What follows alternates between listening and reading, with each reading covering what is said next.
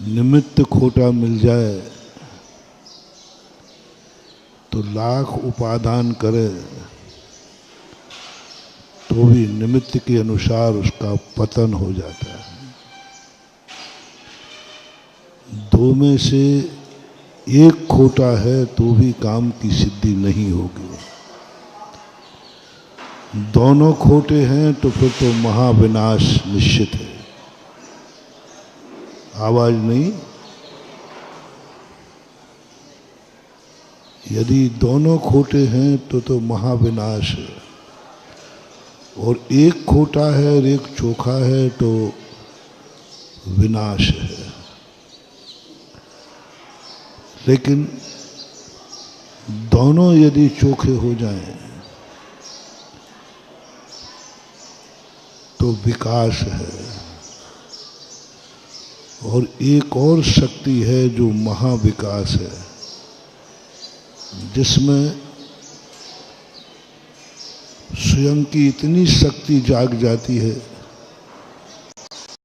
कि निमित्त की जरूरत ही नहीं पड़ती। उन्हें हमारे शास्त्रों में स्वयंभू बोलते हैं। स्वयंभू का अर्थ यही है कि ना उन्हें खोटे निमित्त की जरूरत है, न चोखे की जरूरत है। न खोटा देव प्रभावित कर पाएगा और न चोखा देव। उनको देव नाम की चीज ही नहीं चाहिए, क्योंकि वे स्वयं देवाधि देव हैं, स्वयंभू। उन्हें कुगुरु कोई प्रभावित नहीं कर पाएगा, उनको सुगुरु की जरूरत नहीं रहती है। कुशास्त्र उनको प्रभावित नहीं कर पाते, सुशास्त्र भी उनके लिए कोई कार्यकारी नहीं है। कुछ भी नहीं, उनके लिए निमित्त नाम की चीज का कोई मूल्य ही नहीं है। निमित्त उनकी जिंदगी में आते हैं उदासीन बन करके, प्रेरक बन के नहीं आते, क्योंकि निमित्त के बिना तो कार्य होगा नहीं। इसलिए उदासीन बन के निमित्त आते हैं, प्रेरक करके नहीं।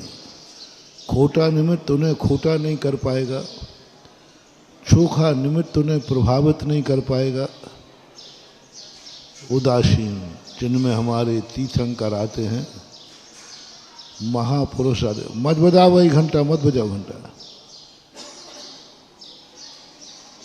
और ऐसे कई लोग हैं, महापुरुष, तीर्थंकर ही नहीं, बहुत सारे महापुरुष हुए जिन्हें पूरी जिंदगी भर खोटे निमित्त मिले, लेकिन उन्हें कोई खोटा नहीं बना पाया।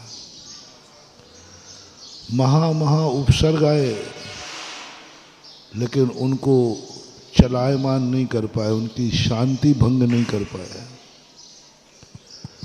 शेरनी जैसी खाने को बैठ गई तो भी उनके अंदर पीड़ा चिंतन नाम का आर्त ध्यान उत्पन्न नहीं कर पाए। घानी में पेल दिया, सिगड़ी जला दी, महा उपसर्ग किए, लेकिन उन्हें आर्त ध्यान नहीं हो पाया। ये मुनिराजों में ही नहीं, गृहस्थों में भी ऐसे कई उदाहरण हैं जिनकी उपादान शक्ति इतनी जाग जाती है कि निमित्त प्रभावित नहीं करता। गृहस्थों को भी, गृहस्थों में भी कई गृहस्थ हुए हैं जिन्होंने सारे प्रतिकूल निमित्त मिले, लेकिन वो प्रतिकूल नहीं बना पाए। ऐसे श्रावकों के भी कई उदाहरण आते हैं।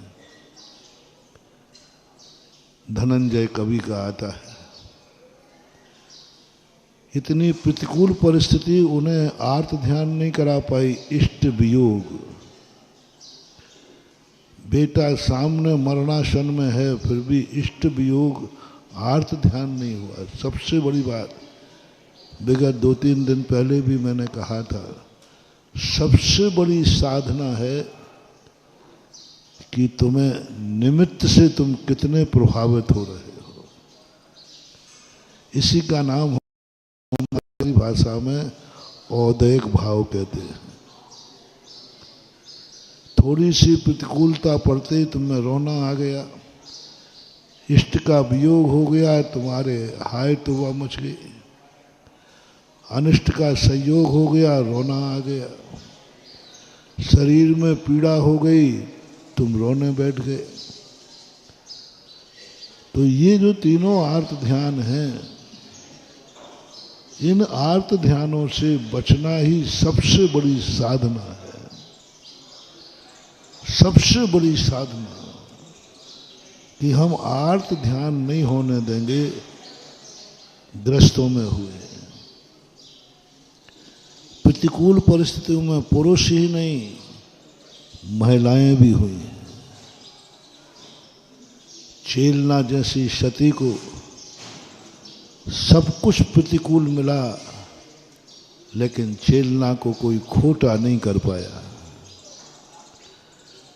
मिथ्या दृष्टि परिवार, मिथ्या दृष्टि पति, सब कुछ मिथ्या, लेकिन उसे कोई मिथ्या दृष्टि नहीं बना पाया। कई लोग ये पल्ला झाड़ देते हैं कि ऐसी साधना तो मुनि महाराज ही कर सकते हैं, हम लोग तो गृहस्थ हैं। मुनि महाराज लोगों को आर्त ध्यान नहीं होता प्रतिकूल परिस्थिति में, गृहस्थों को तो होता है। ये तुम्हारा बहाना है, तुम्हारी कमजोरी है, तुम्हारी उपादान शक्ति का जागरण का अभाव है 100%। महिलाओं तक में ऐसी ताकत थी जिनको प्रतिकूल वातावरण भी उन्हें खोटा नहीं कर पाया। यातनाएं हुई, सब कुछ हुआ, जो कुछ तुम्हारे साथ नहीं होता है वो चेलना के साथ हुआ, लेकिन चेलना को कोई खोटा नहीं कर पाया। आर्त ध्यान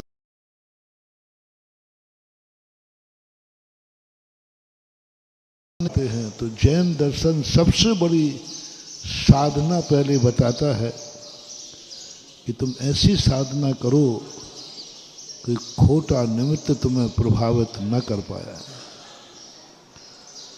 हमें यही देखना है, 24 घंटे की सावधानी रखना है अपने मन को, अपने इंद्रियों को, अपने तन को। कहाँ हमारा मन खोटे निमित्त से प्रभावित हो रहा है। पहले तो अपने आप को चोखा महसूस करो। क्या तुम अच्छे आदमी हो स्वयं की दृष्टि में, दूसरों की दृष्टि में नहीं? क्या स्वयं की दृष्टि में तुम अच्छे आदमी हो? जो दुनिया की दृष्टि में कितना भी ऊंचा हो, लेकिन कहीं ऐसा तो नहीं कि तुम खुद की नजरों में गिरे हुए हो। सबसे ज्यादा खतरनाक पापी वह है जो स्वयं की नजरों में गिर जाता है। जिंदगी में कभी कोई ऐसा कार्य मत करना जिससे व्यक्ति स्वयं की नजरों में गिर जाए। जय जिनेंद्र, अगर आपको मेरी वीडियो अच्छी लगती है तो प्लीज़ मेरे चैनल को सब्सक्राइब करिए, लाइक करिए, शेयर करिए। इसी तरह से अपना प्यार मुझे देते रहिए।